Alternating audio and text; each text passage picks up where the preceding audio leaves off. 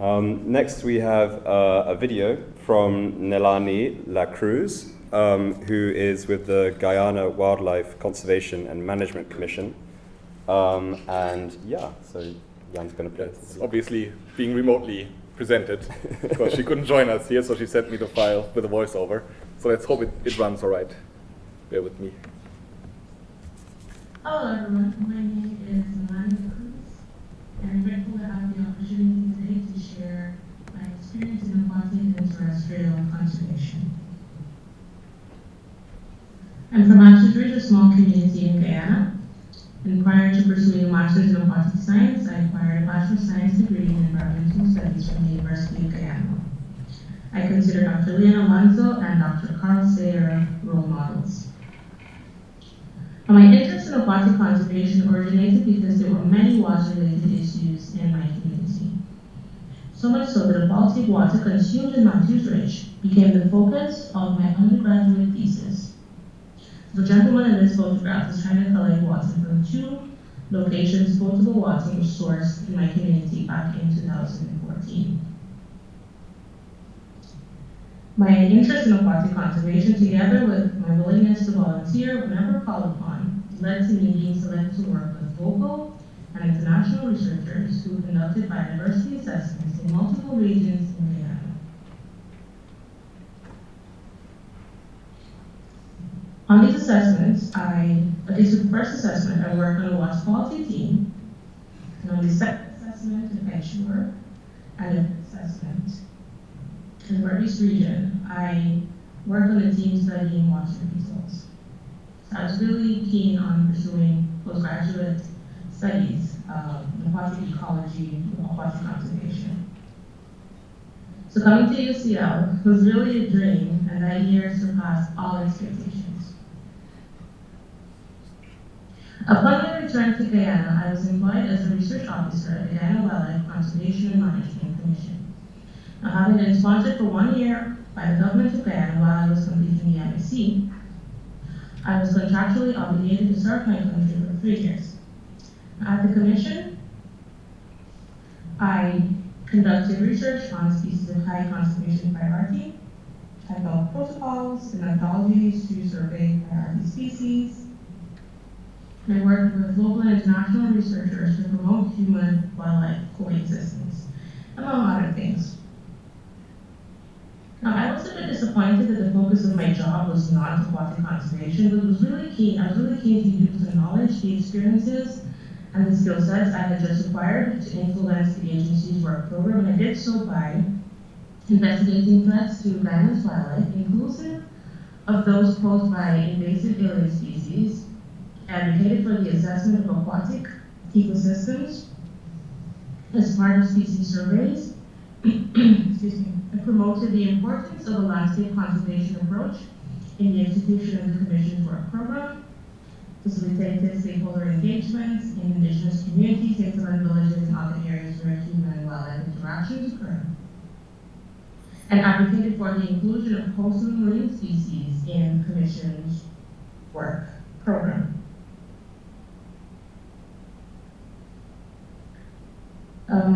So interacting with wild animals was a really cool part of the job. This involved training in how to safely handle animals, as can be observed from the picture on the left, where I was photographed holding a juvenile caiman. In the photo in the center, I was feeding a tropical otter that was rescued. And in the picture on the right, I was feeding a baby parakeet, which was also rescued. All really interesting, great fun. Now, an important component of my job was conducting research to understand human-wildcat interactions and, the major catalysts for conflict, human-wildcat conflicts in Guyana.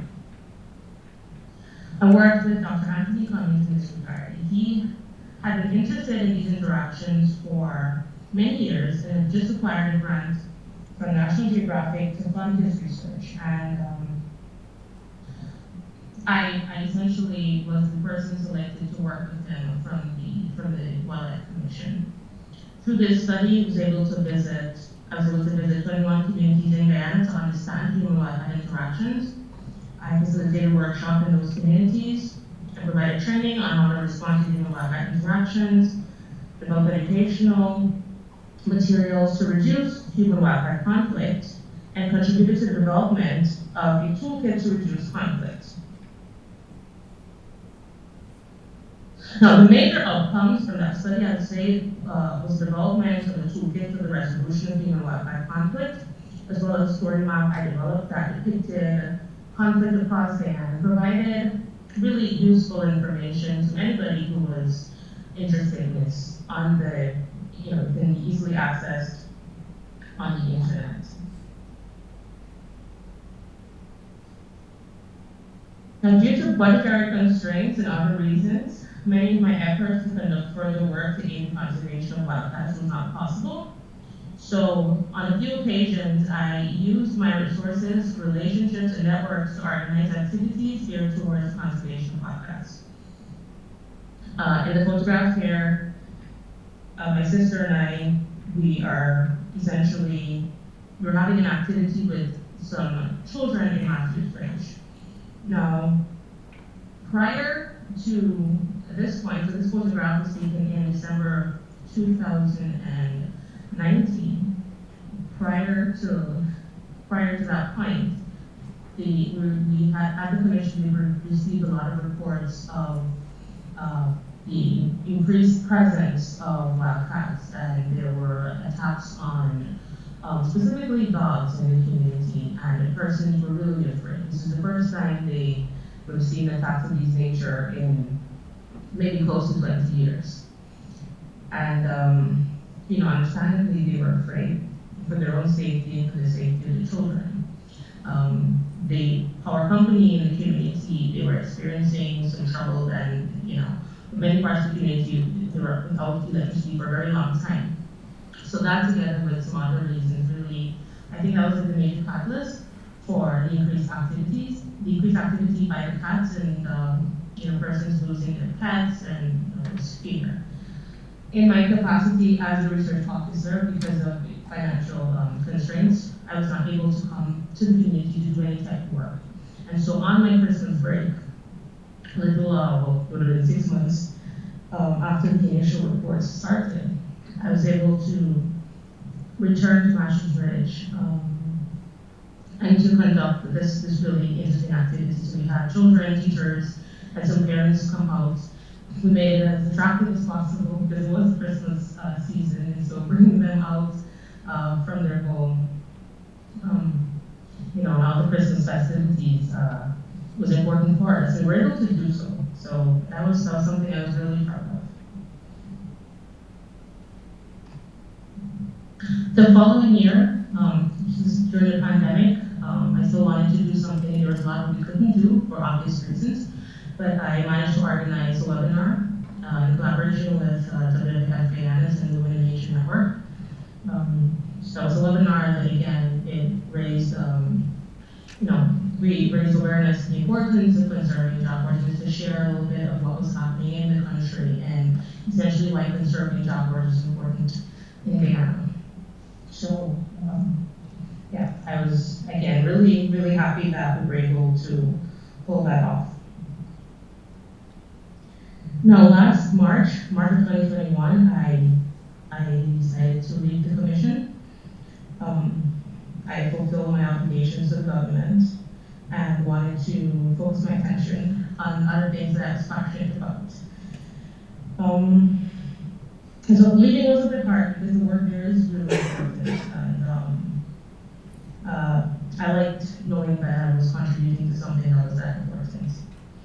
There's this song called The Hymn for Guyana's Children. There's a line there that always gets me. It says, "And bless the land that gave you birth, and vow to serve her through the years." And I really cannot think of a better way for me to have served my country. Of my contribution to the commission, I'm particularly proud of work I did to aid jaguar conservation, the work I did to aid sea turtle conservation, and tapir conservation, my contributions towards the camelotology, the work I did in communities, and of course, the work I did here caring for animals.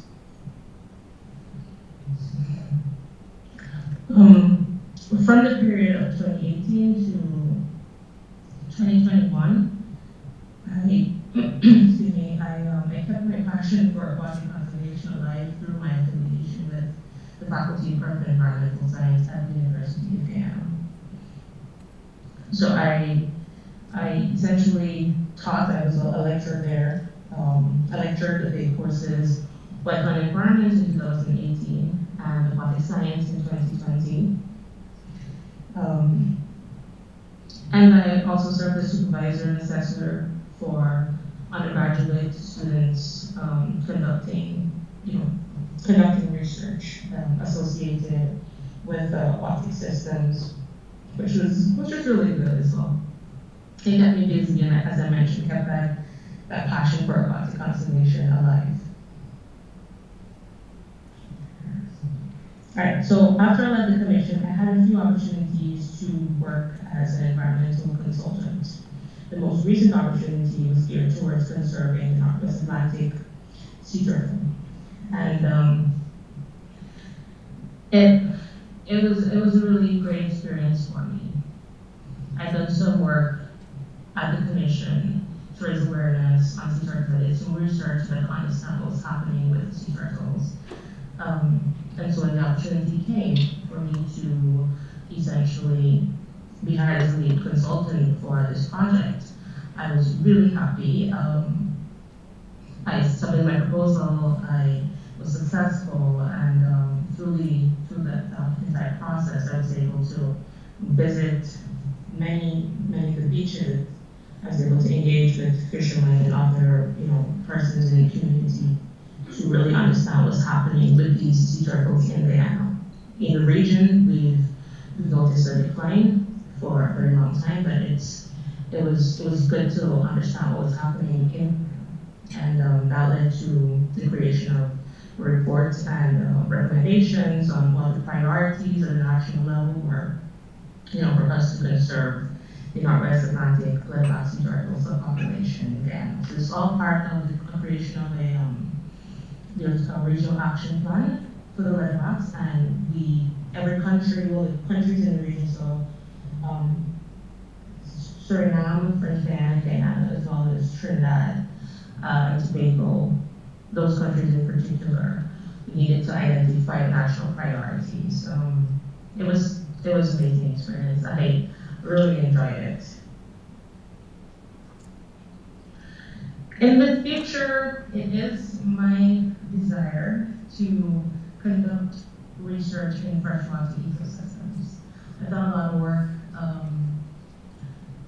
I'd say I've done a lot of work to understand some of the things happening, but there is, of course, a whole lot more that is necessary.